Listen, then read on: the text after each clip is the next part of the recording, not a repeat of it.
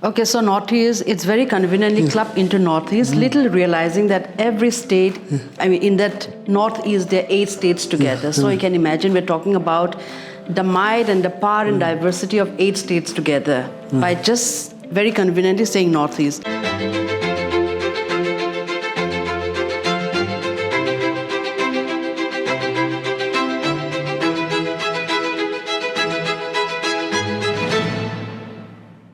Hi everybody, I'm Sandeep Chatrat and I'm a home chef myself, and I welcome you to We the Chef Food Talk with Sourish Bhattacharyya. We the Chefs is an aggregator for home chefs. This show is about some exciting conversations with our chefs. We will try and present a new chef to you with their story, with their history, how they started cooking, what they were doing earlier and what took them to cooking.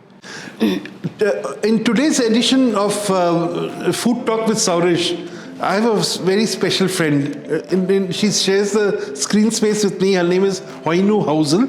Hoihnu means good girl. I can assure you she's not only a good girl, she's a great chef too, a home chef. She's also a very good writer, and she has the distinction of writing the first cookbook, Northeast cuisine cookbook in the country. I also have a personal association with her in 2 ways. Of course, we worked together in our previous avatars, but most recently she was one of the authors of the Bloomsbury Handbook of Indian Cuisine, which I had the pleasure of co-editing. And lo and behold, what did she write about? She wrote about each of the 7 or 8 northeastern states, the 7 sisters and 1 brother. So, Hoihnu, welcome to Food Talk. We have so much to talk about. Thank you so much. It's a pleasure to be here. So tell me, you come from Manipur. Yes. Like we tend to, just talk about Northeast as if it's one state, but it's a combination of 8 states, and within 8 states there are many communities. And so can you give a bit of, explain to our viewers what the Northeast is all about? Okay, so Northeast, it's very conveniently clubbed into Northeast, little realizing that every state, in that Northeast, there are 8 states together. So you can imagine we're talking about the might and the power and diversity of 8 states together by just very conveniently saying Northeast. If we look at my home state, for instance, Manipur, there is the hills and the valley. The food from the hills and the valleys aren't very different because, of course, we depend on the common source. When the source itself is common, it can't be very different. It's the different ways of how we cook, how we approach, it's there. And if you look at Nagaland, there are 16 tribes. So the tribes, I would say, they all have different, very distinct food. And Arunachal has about 100 tribes and sub-tribes. So the food is again very different. In Meghalaya, Khasi, Jaintia, and the Garos, their food again is very different. But again, the whole of northeastern states, I always say something binds them. Rice binds them. So rice is a common factor. Bamboo shoot binds them. The love for pork, the love for chicken binds them. So while we may say we all eat very distinctly, very different, we are not very, very different because at the end of the day, when we have a common resource, common source, we depend on the same ingredient. It's just a little technique here and there. And one thing about the Northeast cuisine, if I can generalize, is that you use minimum, we say tadka lagao, masala lagao.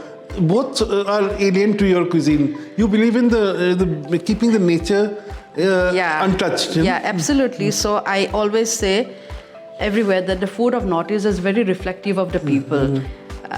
For instance, if you're cooking pork, it's cooked in its own flavor. You don't have too many other accompaniment that would alter the taste. It has its own texture that oozes out from the flavor itself.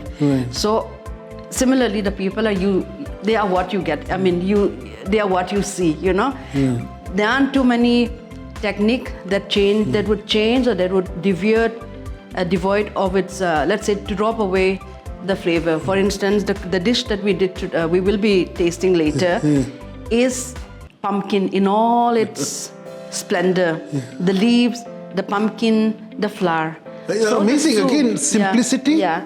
I mean, there was Simplicity is no really- excess of spices or Yeah, anything. simplicity is really the hallmark of the food from Northeast, and also at Damos we use ginger and garlic. Yeah. And again, when you spike it with ginger and garlic, the flavor they give is very, very, it's very different. It's not like a haldi or something. Of course, haldi is also very good. We in fact have raw haldi chutney also, so I think a lot of what we And in eat, fact, Meghalaya is famous for its haldi, isn't it? Lakadong, Lakadong turmeric. It's a GI tagged, Yes, and turmeric. also, because the curcumin percentage is the highest, and so of course. And which is a very important thing, So okay.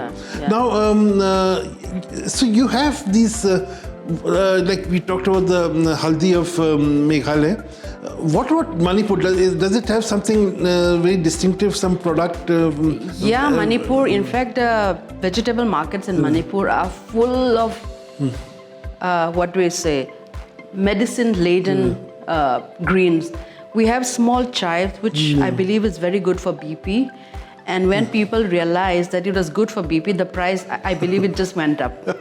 And of course, we have Brahmi.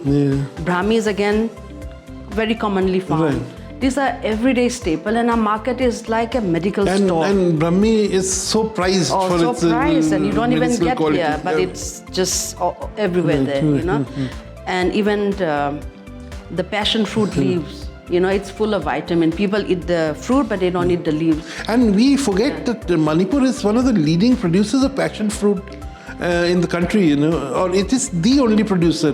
I don't know about the figure, but it is there. Right. And because I also know that a lot of chefs from Delhi, they would go to source it in Meghalaya also. Yeah. I mean, earlier we thought all the passion fruit came from Thailand, pineapple is. Is something that. Pineapple is again big in Meghalaya, Manipur, Tripura, the queens. Yeah, exactly. Yeah. So also mandarins. A lot of the orange family comes from the northeast, doesn't it? Yes. Pomelo is something that grows in the backyard of everybody, and these are fruits that are eaten typically after a meal. Instead of having sweets, you cut it up and sit outside in the sun with salt and pepper and chili powder, and you eat those. So I think our food habit itself. Wow, pomelo with chili powder. Yeah. Oh, you must Sounds try. very good. Roasted chili powder with salt. You sit under the sun, wait for the sun to set. I mean, for as long as the sun is there. Somebody's plucking it, somebody is, peeling it and eating. So that's really the way of life there. Right. Wow. So now coming to Manipuri food, and especially what you are more familiar with, having you come from the hills, give a little bit of the description of Manipur. I know that there's Imphal. Everyone knows about Imphal. There is Churachandpur, which is one of the biggest districts of the country, and there's Ukhrul. Yes, absolutely. So can you describe the differences between? So Manipur is like Little India. The different communities from the hills as well as from the valley. They've been living together, and also in terms of food habits, the hills typically. The food is determined by faith. When I say faith, most of the hill dwellers are Christians, which means they have no restriction in terms of the food. We will typically eat fish and all kinds of meat. But people in the valley might have a restriction determined by the faith, so they might not touch pork or because there's a big community of Vaishnavas there who are 100% vegetarian. They're 100% vegetarian, but fish is very considered like, it's a white meat, so they would have it. And it's a staple diet for a lot of people in Imphal. Typically, the Métis community would have that. And they have a rich repertoire of food, which, of course, they're known for that. And the Brahmins, they cook. They're supposed to be ordained to cook food, back in the time of the kings. So they continue, the food is really refined, very, very good. But whereas in the hill, the food is rugged, but it is beautiful. The flavor, the coming together of all the texture is again very different. So I think we have two, not slightly contrast, but two sets of food from the hills and the valleys, and both are absolutely, I mean, they deserve a place under the sun. And Ukhrul has a lot of Naga influence, I guess. Ukhrul, the Tangkhuls. In fact, they cook in an earthen pot, earthen pitcher called hampai. We call it matka in our... hampai. So that imparts different kind of flavor. When you cook on a fire, slow cook pork or chicken or fish, it's supposed to have a different kind of flavor. And you also use bamboo trunks for what is that? The bamboo trunks for food. For cooking. Yeah. Sometimes what we do is we stuff in this bamboos, and sometimes we put sticky rice and pork, and you sort of put it near the fire. And then after some hours, you take it out. Why the bamboo? Does it impart a flavor? Bamboo, actually, it is a very special, it is available there. And also, it used to be a very convenient way of cooking for a lot of people back in those days. And they realized that, it also imparts a kind of flavor. And when you cook, it holds together. It's very convenient. It imparts flavor. And so, of course. And another thing that you eat a lot of fermented food. Yes. Fermented beans, fermented fish, fermented pork, fermented chicken. And also bamboo shoots. Bamboo shoot, of course, So this. Why is it? What is the reason for this? I suppose earlier people didn't have fridge, so the best way to store them is to ferment them and keep them for years. So that's a way of preserving, which of course became a very important part of our cooking culture. Yeah. Right. Yeah.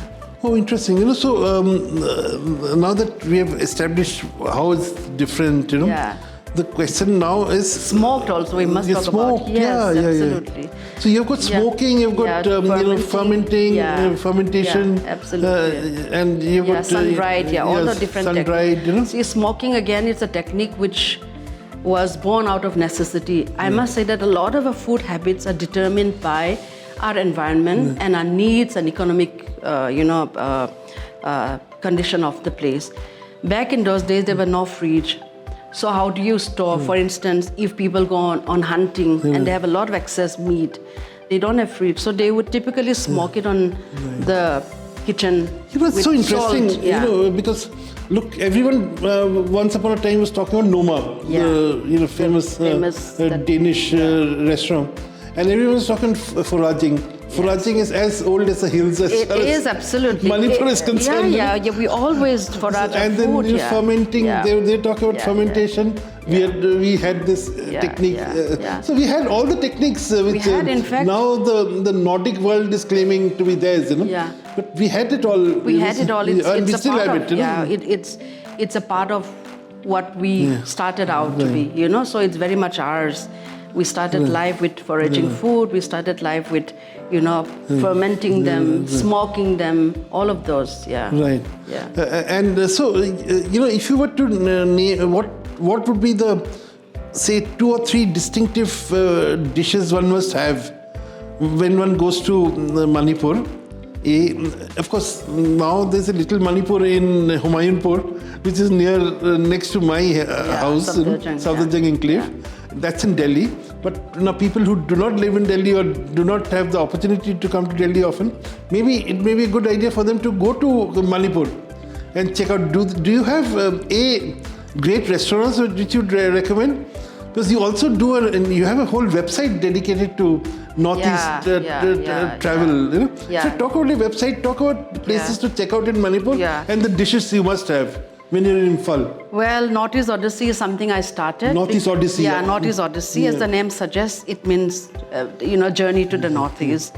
Now we have a lot of beautiful hotels, resorts, homestays that are on their own. So my idea of putting the website is that, they're all under one umbrella. It's easy for people to look out. Again, I think no one had a website like this when you started it. Yeah.